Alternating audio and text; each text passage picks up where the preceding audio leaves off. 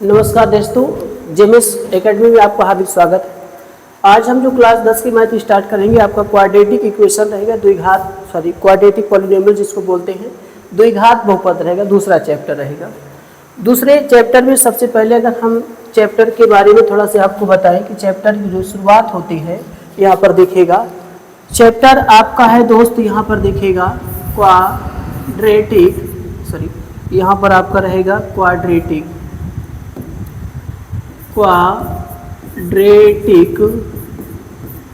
Polynomials, ठीक है, polynomials जिसको हम क्वाड्रेटिक पॉलिनोमियल्स यानी द्विघात बहुपद के नाम से हम जानते हैं, ठीक है, द्विघात बहुपद इसको हम कहते हैं, ठीक है। जो चैप्टर हमारा होगा द्विघात क्या होगा, बहुपद होगा, जिसमें सबसे पहले अब आपको बताएं कि द्विघात बहुपद है क्या, ठीक है। द्विघात का मतलब देखिए ऐसा बहुपद जिनके ऊपर अधिकतम घात अगर 2 हो तो उसी को क्या कहते हैं, द्विघात बहुपद कहा जाता है, ठीक है। अब जैसे यहाँ पर सबसे पहले हम आपको बताएं कि द्विघात बहुपद की पहचान हम कैसे कहते हैं, बहुपद को पहचानते कैसे हैं, ठीक है। जैसे सबसे पहले हमने यहाँ पर लिखा कि x, देखिए सबसे पहले आपको ये देखिएगा कि अगर एक द्विघात बहुपद का मानक रूप लिया जाए, देखिएगा द्विघात बहुपद का अगर मानक रूप लिखा जाए, मानक रूप, तो हमारे पास ax² bx धन क्या होगा c, comma a comma b comma c belongs to क्या होगा, एक रियल नंबर होगा, ठीक है। ए बी सी किससे बिलोंग करेगा, एक वास्तविक संख्या से बिलोंग करता है, और वास्तविक संख्या आपको पता है माइनस अनंत से कहाँ तक निकल के जाएगा, प्लस अनंत तक निकल के जाता है, ठीक है। तो ए बी सी हमारा एक वास्तविक संख्या होता है, तो द्विघात बहुपद का मानक रूप होता है, इसी को द्विघात बहुपद का मानक रूप कहा जाता है। और दोस्त यहाँ पर अगर बराबर में 0 करके लिख दिया जाए तो यही द्विघात बहुपद का समीकरण भी कहलाता है, ठीक है। तो समीकरण कब कहलाता है कोई चीज़, जब कोई चीज़ बराबर में लिखा होता है तब, ठीक है। जैसे हमने x² + 2 = 0 लिख दिया, तो बराबर में जब लिख देते हैं तो आपका क्या कहलाता है, द्विघात समीकरण कहलाता है, ठीक है। चलिए अब जैसे बहुपद की हम पहचान करते हैं कि बहुपद को पहचानते कैसे हैं, तो जैसे देखिए हमने यहाँ पर लिखा कि x² और प्लस में 2x प्लस में मैंने क्या लिखा, 3 लिखा। तो अब f के सामने द्विघात देखिए, क्योंकि इसकी सबसे बड़ी घात यहाँ पर क्या है, 2 है, इसकी सबसे बड़ी घात अगर यहाँ पर 2 है तो ये आपका द्विघात बहुपद है। अब कैसे पहचानते हैं कि ये बहुपद होगा कि नहीं होगा, तो बहुपद पहचानने का तरीका होता है कि सबसे पहले आप देखिएगा जो भी चर की घात होगा, ठीक है, देखिए चर की घात, यहाँ पर आपको बताएं कि चर की घात धनात्मक होना चाहिए, ठीक है, धनात्मक होना चाहिए, ठीक है, होना चाहिए। अगर चर की घात धनात्मक है तो दोस्त वह हमेशा क्या होगा, बहुपद होता है, ठीक है। तो यहाँ पर जो चर की घात हो क्या होना चाहिए, धनात्मक होना चाहिए। और दूसरा पॉइंट आपको बताएं कि चर की जो घात होती है, चर की घात वो पूर्ण संख्या में होनी चाहिए, पूर्ण संख्या में होनी चाहिए, ठीक है, होनी चाहिए। तो जो चर की घात हो पूर्ण संख्या में होनी चाहिए। अब जैसे मान लेते हैं कि आपका यहाँ पर लिख दिया मैंने x² प्लस में और 2x घाते 1/2 प्लस में क्या लिख दिया, 3, तो अब ये बहुपद नहीं कहलाएगा। बहुपद इसलिए नहीं होगा क्योंकि इसके चर पे घात कितना लगा है, 1/2, और 1/2 पूर्ण संख्या आपकी नहीं होती है, ठीक है। तो यहाँ पर 1/2 ये पूर्ण संख्या में नहीं माना जाता, इसलिए दोस्त यहाँ पर ध्यान रखिएगा कि बहुपद की पहचान होती है कि सबसे पहले जो भी चर राशि हो, चर राशि दिखेगा। अगर हम राशियों की बात करते हैं दोस्त, तो राशियाँ हमारी जो होती हैं, ठीक है, 2 भाग में होती हैं, एक यहाँ पर चर राशि आपका हो जाता है और एक आपका क्या हो जाता है, अचर राशि हो जाता है। अब ये चर राशि का मतलब होता है जिसका मान बदलता हो, ठीक है, जिसका मान बदलता हो, ठीक है, जिसका मान बदलता उसे क्या कहते हैं, चर राशि।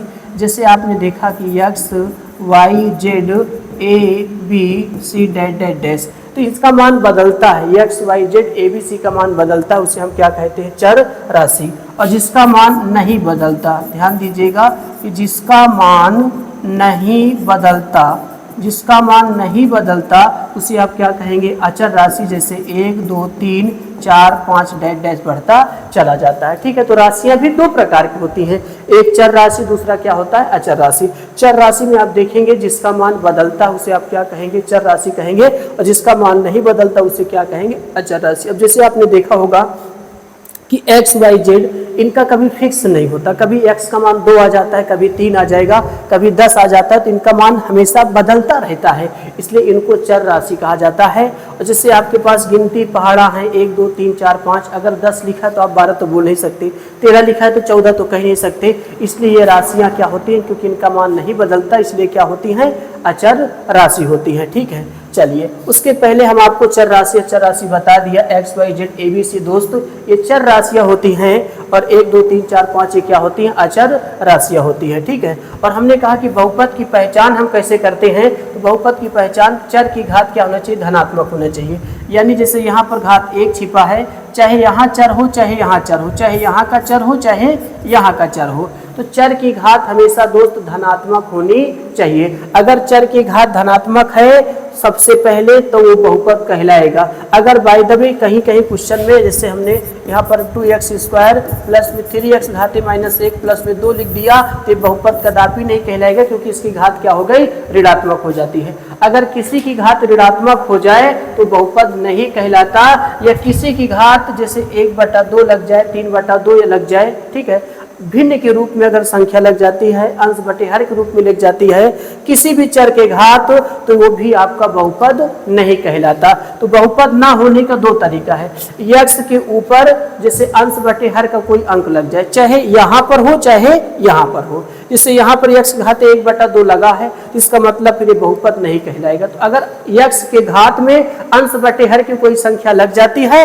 तो बहुपद नहीं कहलाएगा, और अंश के घात x के घात में अगर कोई ऋणात्मक चीज लग जाता है तो वो भी बहुपद नहीं कहलाता। तो बहुपद की पहचान होती है चर की घात धनात्मक होना चाहिए और चर की घात एक पूर्ण संख्या में होनी चाहिए। ठीक है, तो ये इसकी पहचान होती है कि बहुपद को ऐसे पहचाना जाता है। ठीक है, तो बहुपद की पहचान, और ध्यान दीजिएगा कभी कभी क्या होता है, जैसे दोस्त अगर 2 चर, जैसे आपके पास यहाँ पर जैसे हम x² प्लस y², ठीक है, x² प्लस y² आपका दिया है और प्लस में z² हो जाता है। तो जैसे कभी कभी क्या होता है कि 2 से अधिक अगर आपको चर मिल जाते हैं तो वह भी राशि आपका बहुपद नहीं कहलाता। अगर जैसे यहाँ पर आपके पास 2x प्लस में 3y प्लस में 3 = 0 अगर 2 के रूप में है तो ये बहुपद कहलाएगा, ये बहुपद होगा, ये बहुपद होगा। लेकिन 2 से अधिक अगर चर हो जाता है दोस्त तो भी बहुपद नहीं कहलाता, जैसे x² y² z² आ जाता है। तो किसी भी इक्वेशन में किसी भी बहुपद में अगर 3 से अधिक चर या 3 चर या 3 से अधिक चर आ जाते हैं तो वह भी बहुपद नहीं कहलाता। बहुपद कब कहलाता है, जब कोई भी शब्द लिखा हो, कोई भी इक्वेशन लिखा हो तो उसमें 2 चर होना चाहिए। ठीक है, अगर 2 चर है तो बहुपद कहलाएगा, 2 से अधिक चर हो जाता है तब भी बहुपद नहीं कहलाएगा। ठीक है, तो हमने दोस्त आपको बताया कि बहुपद ना होने की स्थिति, सबसे पहले चर की घात अगर ऋणात्मक है तो बहुपद नहीं होगा। दूसरी बात, अच्छा चाहे यहाँ का हो चाहे यहाँ का, चर है बस, चाहे यहाँ का रहे चाहे यहाँ का रहे। ठीक है, इतनी बात आपको याद रखना पड़ेगा, चर चाहे यहाँ का रहे चाहे यहाँ का रहे। अगर घात ऋणात्मक है तो बहुपद नहीं होगा। अगर घात एक पूर्ण संख्या नहीं होती, अब पूर्ण संख्या का मतलब दोस्त होता है जैसे 0 आ जाए, 1 आ जाए, 2 आ जाए, 3 आ जाए, 4 आ जाए, डैश डैश डैश, ये कैसी संख्या होती है, पूर्ण संख्या होती है। ठीक है, तो अब आपको पता है कि इसमें कोई अंश बटे हर की संख्या तो आती नहीं, इसलिए अंश बटे हर की संख्या को पूर्ण संख्या नहीं कहा जाता।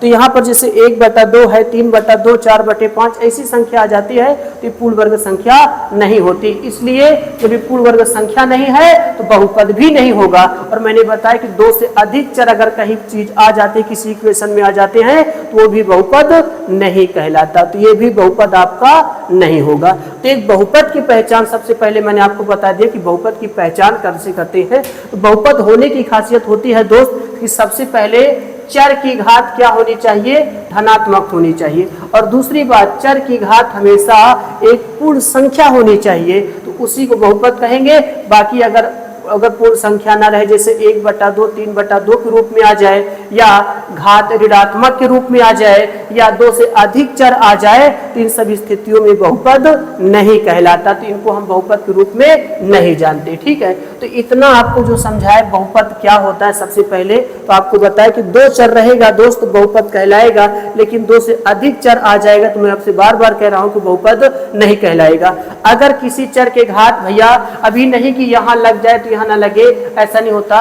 और कभी कभी फंक्शन ऐसा भी x/1/x दे देता है तो ये भी नहीं होता, क्योंकि अब आपको पता है ये घात ऊपर जाएगा तो x घात माइनस कितना होगा 1, तो ये भी बहुपद नहीं कहलाता। ठीक है, क्योंकि यहाँ भी x की घात क्या है माइनस के रूप में लगा है, तो ये भी आपका चर जो होता है बहुपद नहीं कहलाता है। ठीक, तो इस तरीके से इन चीजों को हमने यहाँ पर आपको बताया कि बहुपद आपका नहीं होगा, तो एक बहुपद की ये पहचान होती है। ठीक, चलिए अब हम थोड़ा से अगले स्लाइडों पे चलते हैं कि अगला आपको क्या बताते हैं।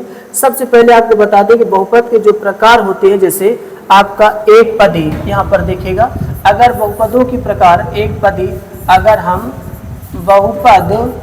बहुपद के अगर हम प्रकार के बारे में चर्चा करें, टाइप्स ऑफ पॉलिनोमियल्स के बारे में चर्चा करें, तो सबसे पहले दोस्त अगर हम एक पदी बहुपद की बात करते हैं, एक पदी बहुपद की बात करते हैं, तो जैसे एक पदी में आपको पता है कि जैसे आपके पास 2x आ जाए, ठीक है, या x अकेले आ जाता है, तो ये सारी चीज आपके क्या कहलाते हैं, एक पदी बहुपद कहलाती है। और एक चीज ध्यान दीजिएगा कि जैसे आपके पास यहाँ पर कोई अंक मैंने लिख दिया, 2 लिख दिया, तो अंक है, अभी ये बहुपद नहीं है। बहुपद कब कहलाएगा, जब इसके साथ x घात हम क्या लगाते हैं 0। अब जैसे यहाँ पर 2x घात 0 लगा दिया तो ये भी क्या कहलाएगा, एक पदी बहुपद कहलाएगा। और आपको पता है कि किसी के घात चाहे चर हो चाहे अचर, अगर किसी के घात 0 लगा तो उसका मान हमेशा कितना आता है, 1 आता है। चाहे चर हो चाहे अचर, उसका घात अगर 0 लगा तो उसका दोस्त हमेशा मान कितना निकल के आता है, 1 ही निकल के आएगा। तो इन सबको आप क्या कहेंगे, एक पदी बहुपद के नाम से जाना जाता है। अब यहाँ पर अगर आपसे बात करें कि द्विपदी बहुपद, तो द्विपदी अगर हम बहुपद की बात करते हैं कि द्विपदी बहुपद, जैसे आपके पास x + 2 आ जाता है या 2x + कितना आ जाए 3 आ जाए, तो ऐसे चीज को क्या कहें, क्योंकि इसमें कई पद आ जाते हैं, 2 पद आ जाते हैं, तो इनको हम क्या कहेंगे, द्विपदी बहुपद कहेंगे। जैसे आपके पास त्रिपदी बहुपद की बात की जाए कि त्रिपदी बहुपद क्या होता है, जैसे x² + 2x + 3 मैंने लिख दिया, इसमें कई पद निकल के आ गए दोस्त, 3 पद निकल के आ जाते हैं, तो ऐसे पद को क्या कहा जाता है, त्रिपदी बहुपद के नाम से जाना जाता है। ठीक है, तो अगर एक पदी है तो एक पद आपको इसमें दिखाई देता है, ठीक है, द्विपदी है तो आपको कई पद दिखाई देगा, 2 पद दिखाई देता है। त्रिपदी बहुपद की बात करते हैं तो क्या हो जाता है, 3 पद निकल के आता है, जैसे x² + 2x + कितना आएगा 3 आता है, तो ऐसे पद को हम क्या कहेंगे, त्रिपदी बहुपद के नाम से जाना जाता है, तो इसको हम त्रिपदी बहुपद को कहते हैं। ठीक है, चलिए एक चीज और निकल के आएगा जिसको हम रैखिक बहुपद कहते हैं। रैखिक बहुपद में आप जानकारी ले लीजिए कि रैखिक बहुपद क्या होता है। ठीक है, तो जब रैखिक बहुपद की हम बात करते हैं तो रैखिक बहुपद किसे कहा जाता है, तो दोस्तों जिस चर की घात 1 हो, यहाँ पर लिख देता हूँ कि जिस चर की घात 1 हो, क्या हो, 1, जिस चर की घात 1 हो उसे हम क्या कहते हैं, रैखिक बहुपद के नाम से जाना जाता है, रैखिक बहुपद कहते हैं। ठीक है, रैखिक बहुपद यहाँ पर कहा जाता है। जिस चर की घात अगर 1 हो उसे क्या कहते हैं, रैखिक बहुपद कहा जाता है। जैसे आपके पास 2x है तो ये क्या है, क्योंकि इसके घात क्या लगा है, 1, इसे आप रैखिक बहुपद कहेंगे। जैसे x + 2 लिखा है, इसके घात कितना लगा है, 1 लगा है, इसे आप क्या कहेंगे, रैखिक बहुपद कहा जाता है। तो जिस चर के घात में अगर सिर्फ 1 लगा हो, 1 से अधिक ना हो, या तो 0 हो सकता है या तो 1 हो जाए, ठीक है, तो उसी को हम क्या कहते हैं, रैखिक बहुपद कहा जाता है। तो जिस चर के घात अगर 1 हो तो उसे हम क्या कहते हैं, रैखिक बहुपद के नाम से उसको हम क्या करते हैं, जानते हैं। ठीक है, तो हमारा रैखिक बहुपद हो जाता है। चलिए अब अगला हम देखेंगे द्विघात बहुपद का मानक रूप। ध्यान से देखिएगा, अगर हम द्विघात बहुपद का अगर हम मानक रूप पर चर्चा करें, द्विघात बहुपद का मानक रूप का मतलब होता है कि इनकी मदद से हम सवालों को क्या करते हैं, हल करते हैं, वही हमारा क्या होता है, मानक रूप होता है। अब जैसे दोस्त यहाँ पर मानक रूप में मैंने ए एक्स स्क्वायर और प्लस बी एक्स और धन क्या लिख दिया, सी लिख दिया, ठीक है, और बराबर क्या लिख दिया ए, और आपको बता दें कि A comma B comma C belongs to किससे करेगा, रियल नंबर से, यानी ए बी सी किससे संबंध रखेगा, एक वास्तविक संख्या से रखेगा, क्योंकि आपको पता है कि अनेक प्रकार के समीकरण मिलते हैं, कभी यहाँ प्लस होता है तो कहीं भी यहाँ माइनस होता है, इसलिए हमने ए बी सी का संबंध किससे रख दिया, एक वास्तविक संख्या से रख दिया, ठीक है। चलिए, तो अगर सबसे पहले जैसे आपके पास A X square plus B X धन सी बराबर 0 दिया है, तो आपसे पूछेगा बताइए इसके कितने शून्यक हैं। सबसे पहले आपको बता दें कि समीकरण जिस घात में दिया हो उतना ही उसके शून्यक होते हैं। जैसे यहाँ पर 2 घात है, इसके कितने शून्यक बनेंगे, 2 शून्यक बनेंगे। अच्छा, शून्यक को ही मूल कहा जाता है, चाहे आप मूल कहें चाहे शून्यक कहें, एक ही बात है, ठीक है। तो सबसे पहले आपको देखना है कि कई घात का समीकरण है दोस्त, तो 2 घात का समीकरण है, तो इनके मूल क्या हो सकते हैं, अल्फा और बीटा। तो इनके मूल या शून्यक, इनके मूल या शून्यक क्या होंगे, अल्फा कामा बीटा होंगे, ठीक है। तो इनके आप देखेंगे कि इनके जो मूल होते हैं, मूल या शून्यक अल्फा क्या होंगे, बीटा होंगे, क्योंकि इसकी अधिकतम घात क्या है, 2। अगर इसकी अधिकतम घात 2 है तो इसके 2 शून्यक होंगे, 2 मूल होते हैं, ठीक है, एक अल्फा और क्या होगा, बीटा होगा। अब आपसे प्रश्न पूछा जाएगा भैया कि बताइए अल्फा और धन बीटा बराबर क्या होता है, तो आपका जवाब होगा माइनस बी बटे क्या होता है, ए होता है। तो अल्फा धन बीटा बराबर आपका क्या निकल के आएगा, माइनस बी बटा क्या आता है, ए निकल के आता है। और आपको ये भी बता दें कि देखिए बी किसका गुणांक है, तो आपका जवाब होगा माइनस एक्स का गुणांक है, ठीक है। तो यहाँ पर आप क्या लिखेंगे, एक्स का गुणांक, और बटे ए किसका गुणांक है, तो आप कहेंगे एक्स स्क्वायर का गुणांक है। ये आपका किसका गुणांक हो जाएगा, एक्स स्क्वायर का गुणांक हो जाएगा, ठीक। तो यहाँ पर आपने देखा कि अल्फा धन बीटा, और अल्फा धन बीटा दोस्त इसको शून्यकों का योगफल कहा जाता है, शून्यकों का योगफल कहा जाता है, चाहे शून्यकों का योगफल कहिए और चाहे क्या कहिए, मूलों का, देखिए शून्यकों का क्या कहेंगे आप, शून्यकों का आप क्या कहेंगे, योगफल कहा जाता है, या मूलों का योगफल भी आप बोल सकते हैं, ठीक है। तो अल्फा धन बीटा को शून्यकों का योगफल कहते हैं, और अल्फा धन बीटा बराबर माइनस बी बटा क्या होता है, ए होता है।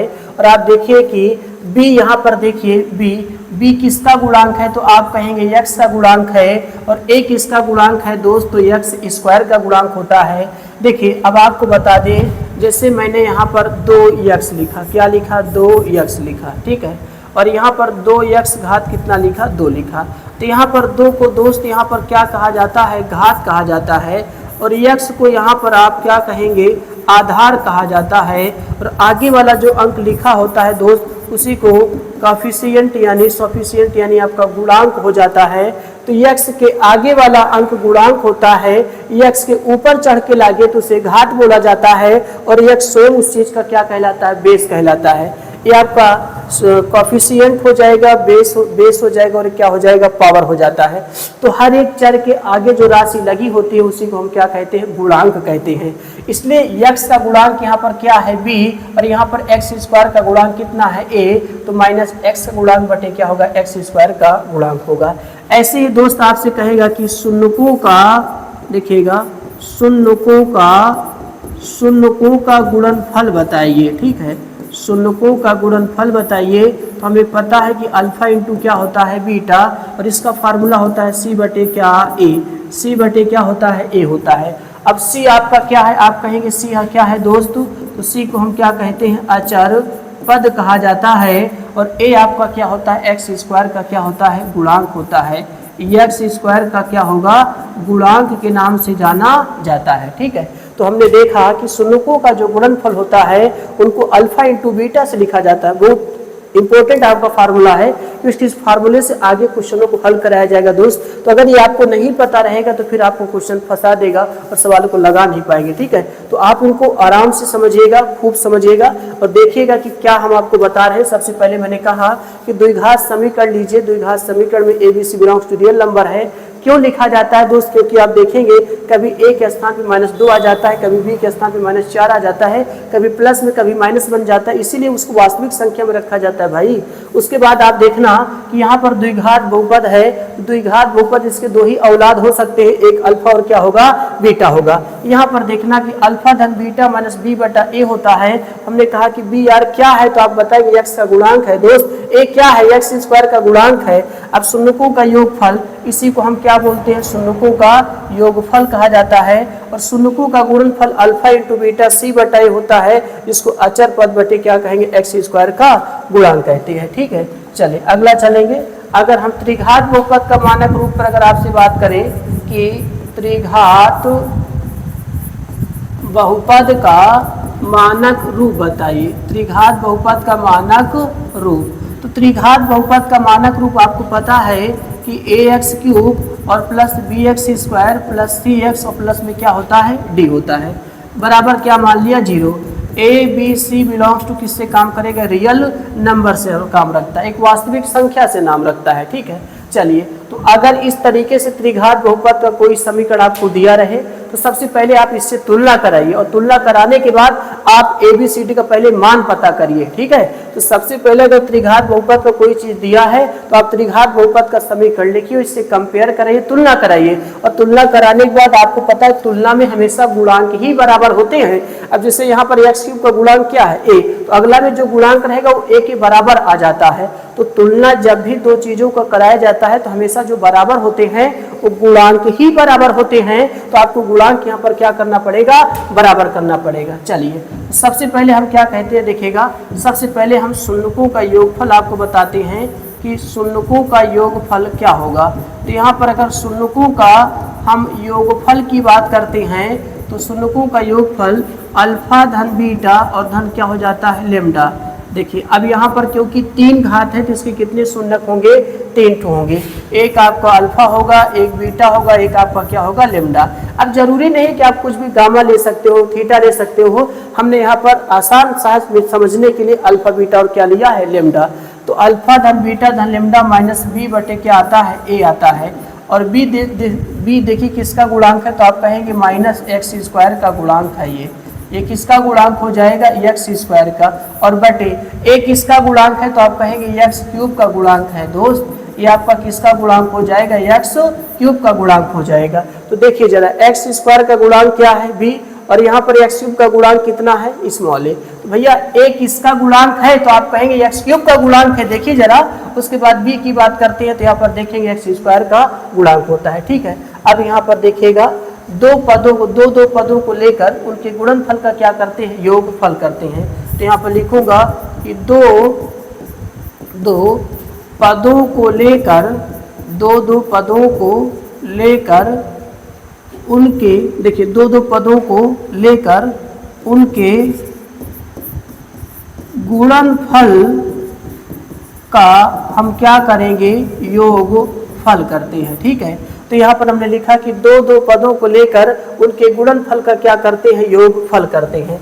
अब जिससे देखिए एक हमारा अल्फा बीटा हो जाएगा, फिर बीटा लेम्डा हो जाएगा, फिर लेम्डा अल्फा हो जाएगा। इसका फार्मूला होता है c बटे क्या? ए। अब जिससे देखिए अल्फा बीटा है तो पहले अल्फा को बीटा से गुणा कराइए, फिर बीटा को लेम्डा से गुणा कराइए, फिर लेम्डा को किससे गुणा कराइए? अल्फा से। ऐसे तो आपका सीरीज बन जाता है, भूलेंगे नहीं भी।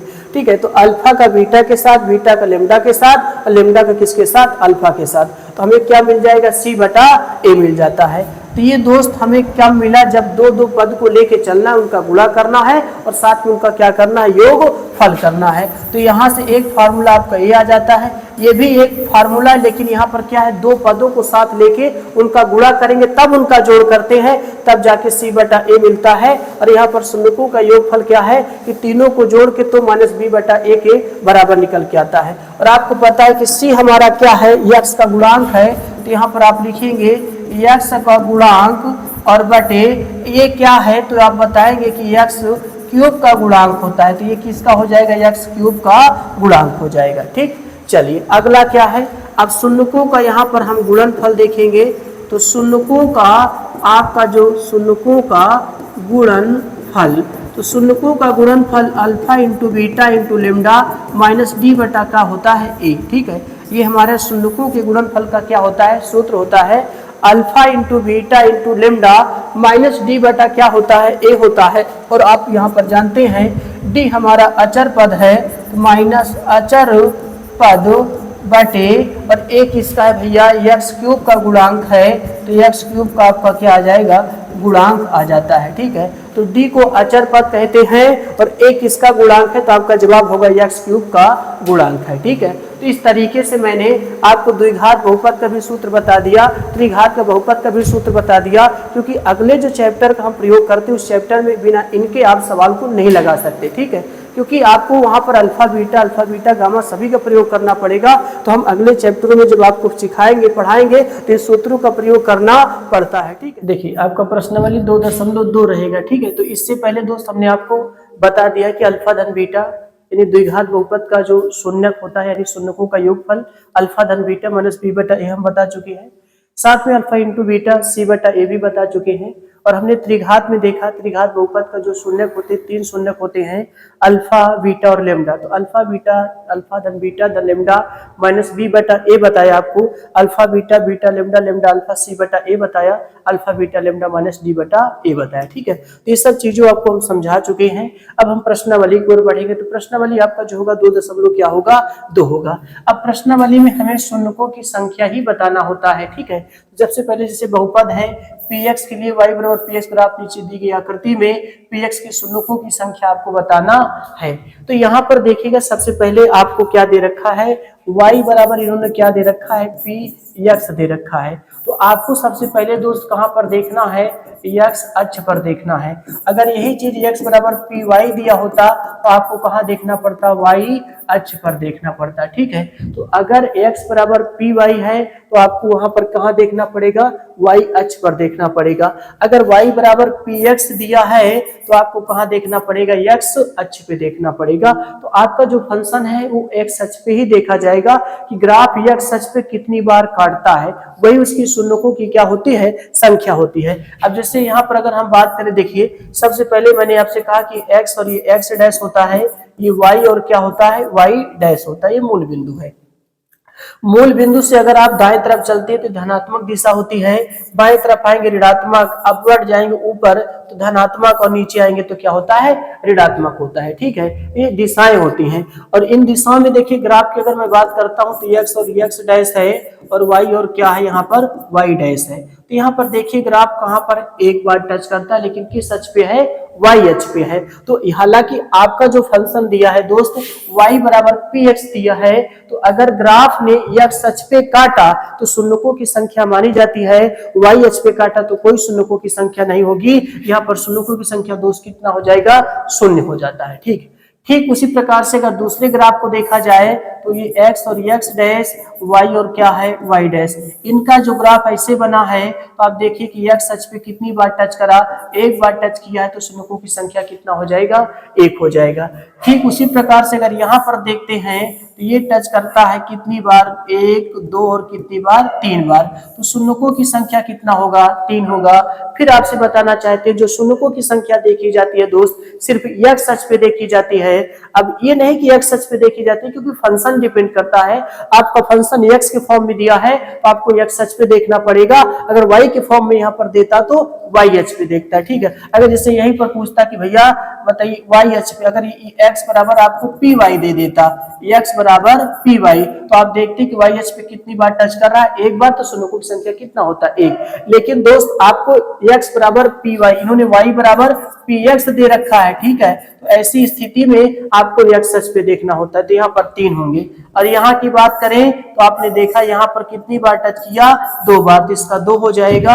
अगर यहाँ पर देखा जाए तो कितनी बार टच करा, 3 बार, तो यहाँ पर 1 2 3 और कितना, 4, तो यहाँ पर शून्यकों की संख्या कितना हो जाएगा, 4 हो जाता है। अगर यहाँ पर मैं बात करता हूँ तो यहाँ पर आप देखेंगे 1 2 और कितना, 3, तो यहाँ पर शून्यकों की संख्या कितना होगा, 3 होता है। ठीक है, और आपने यहाँ पर देखा कितनी बार था, 1 2 3 और कितना, 4, क्योंकि x अक्ष पे ही आपको देखना है। ठीक है। तो ऐसे हमने शून्यकों की संख्या यहाँ पर 4 बताई।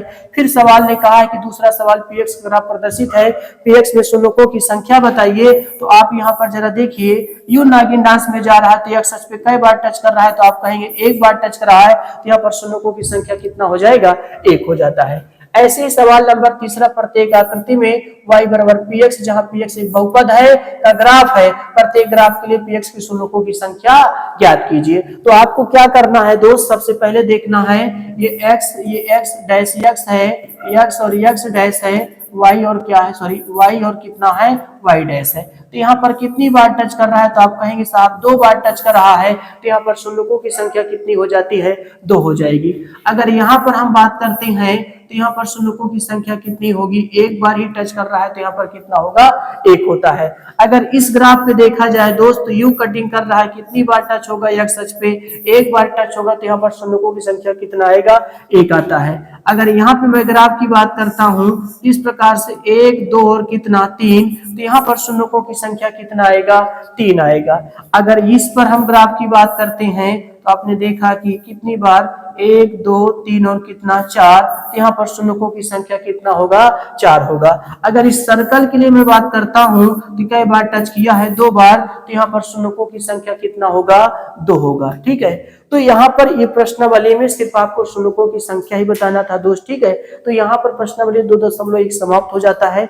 जितनी बेसिक जानकारियां थी मैंने बेसिक जानकारियां भी आपको समझाया कि बहुपद क्या होता है, पॉलिनोमियल्स क्या होता है, बहुपद की पहचान कैसे करते हैं, साथ साथ में द्विघात बहुपद के शून्य कितने होते हैं, उनके फार्मूले कितने होते हैं, त्रिघात बहुपद के शून्य क्या होते हैं, त्रिघात बहुपद के फार्मूले क्या होते हैं, उन फार्मूलों को भी मैंने बताया। जैसे द्विघात बहुपद में आपने देखा कि द्विघात बहुपद का सबसे बड़ी घात 2 होता है, इसलिए उसके 2 शून्य अल्फा और क्या बीटा, जिसमें अल्फा धन बीटा मैंने बताया -b/a, अल्फा इंटू बीटा बताया c/a। ध्यान देना दोस्त कि अल्फा धन बीटा को शून्यकों का योगफल कहा जाता है, अल्फा इंटू बीटा को शून्यकों का गुणनफल कहा जाता है। ठीक उसी प्रकार से आपने देखा कि त्रिघात बहुपद को मैंने जब पकड़ा तो त्रिघात बहुपद में 3 घात था, मानक रूप था, उसमें 3 घात में इसके 3 शून्य होंगे, अल्फा बीटा और क्या लेमडा।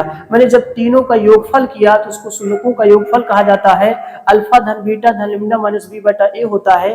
फिर मैंने 2 शून्य को साथ लेके गुणा किया, साथ में उनका जोड़ भी किया, alpha beta beta lambda lambda alpha, तो c/a निकल के आया दोस्त। ऐसे अल्फा बीटा लेमडा की वैल्यू माइनस d/ क्या होता है, a। तो इन सभी चीजों को मैंने बताया, साथ साथ में बहुपद की पहचान भी कराया कि बहुपद की पहचान चर की घात धनात्मक होनी चाहिए, चर की घात पूर्ण संख्या में होनी चाहिए, और चर अगर 2 बार बहुपद में दिया है तो बहुपद माना जाएगा, 2 से अधिक बार आ जाता फिर उसको बहुपद नहीं माना जाता है। ठीक है, तो उसके बहुपद के प्रकार एक पदी, द्विपदी, 3 पदी, रैखिक बहुपद क्या होता है, इन सब बेसिक जानकारियों मैंने आपको समझाया। क्योंकि अगला जो चैप्टर होगा दोस्त, अगला चैप्टर आपका हो जाएगा प्रश्नावली 2.2 क्या होगा, 2 होगा। तो 2.2 में इन बिना फार्मूलों के आप सवालों को नहीं कल हल कर सकते। ठीक है, तो आपकी मेहनत लगातार जारी रखिएगा, आप खूब लगातार मन से लगा के आप पढ़िएगा, क्योंकि आपको हम हर क्लास आपको शानदार तरीके से लेके आएंगे। ठीक है, चाहे आपकी मैथ की क्लास होगी, चाहे साइंस की क्लास होगी, साथ साथ में इंग्लिश की भी क्लास आपकी रहेगी। ठीक है, तो इस तरीके से आपकी पूरी क्लास पूरा कवर कराया जाएगा।